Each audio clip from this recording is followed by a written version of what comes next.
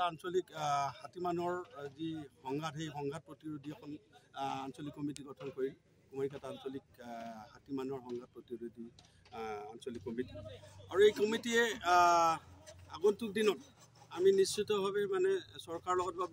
বিভাগীয় কৰ্তৃপক্ষৰ লগত হাতী মানুহৰ যিটো সংঘাত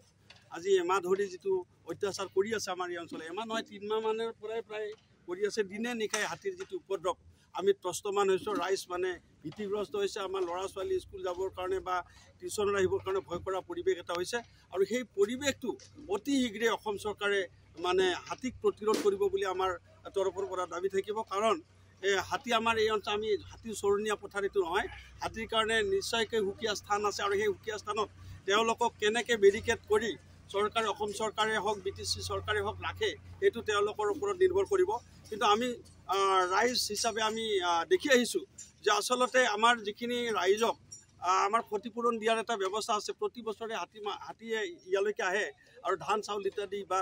তামোল বাগান বাৰী বস্তি ঘৰ তহিলং কৰি আমাক মানে বিনষ্ট কৰি আহি আছে তথাপিও আমি দেখিছোঁ যে বিগত বৰ্ষবোৰত কিছুমান পৰিয়ালক দিয়া দেখিছোঁ 7,000কে টকা দিয়ে ক্ষতিপূৰণৰ নামত গতিকে আমি চৰকাৰক প্ৰশ্ন কৰিব খুজিছোঁ বা জনাব খুজিছোঁ যে এটা মানে পৰিয়ালৰ যেতিয়া 500ডাল তামোল যদি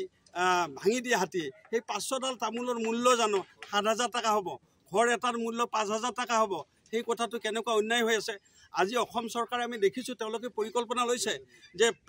প্লেনত যদি কোনোবা চৰকাৰী কৰ্মচাৰী যায় তাত যদি মৃত্যু হয় সেই মৃত্যু হোৱা পৰিয়ালটোক 2 কোটি টকা দিয়াৰ যেটো ধাৰ্য কৰিছে তো হাতীয়ে যেটো মানে আমাৰ মানুহ ইতিমধ্যে বহু মানুহ হত্যা হ'ল আমাৰ ইয়াতে মৃত্যু হ'ল এই মানুহবিলাকৰ মৃত্যুৰ পিছত দেখিছোঁ অসম চৰকাৰে মাত্ৰ 4 লাখ টকা দিয়ে আৰু BTC গভৰ্ণমেণ্টৰ পৰা 1 লাখ গতিকে যদি প্লেন দুৰ্ঘটনাত নিহত হোৱা কৰ্মচাৰীয়ে যদি 2 কোটি টকা পৰিয়ালে পায় তে আমাৰ পৰিয়ালবিলাকে অন্ততঃ এজন মাৰিলে 50 লাখ টকা কিয় নাপায় এজন পৰিয়ালৰ মৃত্যুৰ নামত আমি ভাবোঁ আমি অসম চৰকাৰ BTC চৰকাৰক দাবী কৰিছোঁ যে অন্ততঃ 50 লাখ টকা তেওঁলোকে ধাৰ্য কৰক আৰু এটা যদি চিৰঘূণীয়া মানুহ হয় হাতীৰ আক্ৰমণ বহুতো ঘূণীয়া হৈ আছে তেওঁলোকৰ কাৰণে 50 লাখ টকা দিয়াৰ ব্যৱস্থা কৰক আৰু যে তামোলবাৰী বস্তি ভাঙি আছে আজি এটা তামোল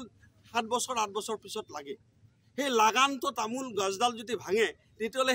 এই যে 200ডাল 300ডাল ভাঙা তামোলৰ বাৰী বস্তিৰ মানুহক যদি 5,000 টকা দিয়ে সেইটো কিমান অন্যায় কৰা হৈছে গতিকে অন্ততঃ তেওঁলোকে তদন্ত কৰি সেই সময়ত তেওঁলোকৰ বিভাগীয় তদন্ত হোৱাৰ পিছত একোডাল তামোলত কমচে কম 10,000 যদি উপযুক্ত যেটো ক্ষতিপূৰণ নিদিয়ে এই পুৰণি কলীয়া নীতি নিয়ম যদি চৰকাৰে চলাই থাকে কেনেকৈ হ'ব তেওঁলোকৰতো টেক্স বৃদ্ধি হৈছে আমাৰ যেটো বিধানসভা চলি আছে তাত অসমৰ মাননীয় মুখ্যমন্ত্ৰীক আমি দাবী কৰিম যে তেখেত যেহেতু আমাৰ সকলোৰে প্ৰিয় বুলি এই কাৰণে কৈছোঁ তেখেত যেহেতু দক্ষতা সম্পন্ন এজন মুখ্যমন্ত্ৰী অসমৰ তেখেতে নোৱাৰা কাম প্ৰায় নাইয়ে দেখিছোঁ তেওঁ ইচ্ছা কৰিলে কৰিব পাৰে গতিকে মুখ্যমন্ত্ৰী ডাঙৰীয়াক আমি আহ্বান জনাম যে হাতী মানুহৰ যেটো সংঘাত হৈ আছে সেই সংঘাতৰ ক্ষেত্ৰত যিসকল মানুহৰ মৃত্যু মুখত পৰে বা যিসকল চিৰঘূণীয়া হয় বা যি ঘৰবিলাক ভাঙি আছে তেওঁলোকৰ ক্ষতিপূৰণটো এই পুৰণি কলীয়া ক্ষতিপূৰণ আমি আৰু নামানো গতিকে ইয়াত ধন পৰ্যাপ্ত পৰিমাণৰ পুঁজি তেওঁলোকে বন বিভাগক দিব লাগিব আৰু বন বিভাগে হাতী প্ৰতিৰোধৰ ব্যৱস্থা কৰিব লাগিব নহ'লে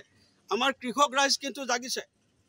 ইয়াত এখন বৃহৎ কৃষক আন্দোলন হ'বলৈ গৈ আছে এই হাতী মানুহৰ যেটো প্ৰতিৰোধৰ যেটো সংগ্ৰাম সেই সংগ্ৰাম ইয়াতে আমি সীমাবদ্ধ ৰাখিব বিচৰা নাই এই সংগ্ৰাম আগন্তুক দিনত হয়তো গোটেই অসম জুৰি হ'ব আমি বিশেষকৈ বিটিআৰ অঞ্চলত ভূটানৰ পাদদেশত বসবাস কৰা তামোলপুৰকে আদি কৰি বাক্সা ওদালগুৰি চিৰাং এনেকৈ যিমানবোৰ ভূটানৰ পাদদেশত আমি ৰাইজ আছোঁ কৃষক ৰাইজ সেইসকল অতিষ্ঠ হৈছোঁ আৰু সকলোৱে আমি দলবদ্ধভাৱে আগন্তুক দিনত কিন্তু এই বিষয়ে সংগ্ৰাম কৰিম এই বছৰ আমাৰ এই বৃহত্তৰ কুমাৰিকাটা এৰিয়াত মানে প্ৰত্যেক গাঁৱতে মানে গৰু ছাগলী যেনেকুৱাকৈ চৰে ঠিক হাতীটো এনেকুৱাকৈ এই বছৰ চলি আছে মানে তাতে সেইটো গাঁৱত যাওঁ তাতেও হাতীৰ হাই কাজিয়া হাই হাল্লা আৰু সেইটো গাঁৱত যাওঁ তাতেও হাতীৰ হাই হাল্লা আৰু বিশেষকৈ আমাৰ গাঁৱত এই বছৰ মানে সদায় গধূলি 5টা বজাৰ পৰা ফিৰ